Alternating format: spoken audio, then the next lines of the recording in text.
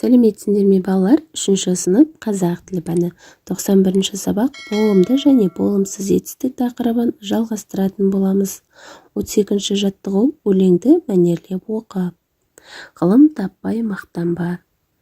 Ғылым таппай мақтанба, орын таппай баптанба, құмарланып шаттанба, ойнап босқа күлуге 5 нәрседен қашық бол, 5 нәрсеге асық бол. Адам болам десеңіз. Өлеңнің авторын ата, ол туралы білетініңді айт. Өлеңнің авторы Абай Құнанбайұлы, ол қазақ халқының ұлы ақыны, ағартушы, философ, композитор әрі аудармашы. Өлеңнің жалғасын айтып көр. Өлеңнің жалғасын балалар көрсетіп қойдым, осында қарап айтуларыңа болады. Өлеңдегі негізгі ой не деп ойлайсың? Өлеңдегі негізгі ой жастарды білім, ғылымға шақыру, жамандықтан жиреніп, жақсылыққа ұмтылуға баулу. Өлең неліктен ғылым таппай мақтанба деп аталған? Себебі өлеңде ғылымның маңыздылығы туралы айтылған.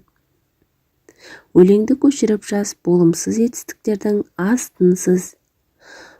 Балалар, мұндағы болымсыз етістіктер мақтанба, баптанба және шаттанба сөздері. Кітаптағы өлеңді көшіріп жазып алып, осы сөздердің астын сызып қойыңдар. 33 жаттығу сызба бойынша сипаттау мәтінін құрап жаз. Балалар, төмендегі сызбаға қараймыз. Бірінші сызбада қорқақ болма, қатыгез болма, әдепсіз болма, тәртіпсіз болма, өтірікші болма. Екінші сызбада өжет бол, шыншыл бол, әдепті бол, мейірімді бол, тәртіпті бол. Ал енді осы сызбаға сүйеніп сипаттау мәтінін құрап жазайық. Өтірікші, қорқақ, қатыгез, әдепсіз, тәртіпсіз болма. Бұл адамның ең жаман қасиеттері. Өжет бол, қиын сәттерде өзіңді жоғалтпай алға қарай жүр. Тәртіпті бол, ісіңнің бәрі белгілі бір жүйеге келіп, нәтижелі болар. Мейірімді бол, әр адамның жүрегіне жылу сыйла. Шынайы бол, өзіңді қымсынбай көрсетіп, басқағадай солай болуға көмектес. Әдепті бол, қоғамда құрметке ие болу үшін адамгершілік қасиеттерді ұстан. Осы сияқты балалар өздеріңде шағын мәтін құрап жазуларыңа болады.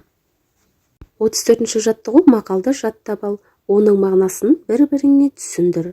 Қорқақты батырға санама, жаманды жақынға санама.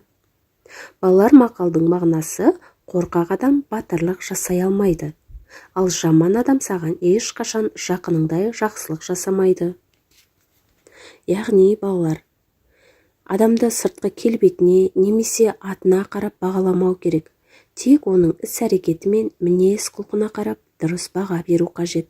Балалар, батыр болу дегеніміз бұл тек күш немесе ерлік қана емес, жүректілік пен адамгершілікті білдіреді. Ал жақын адам болу оның адалдығы мен ізгілігіне көрінеді.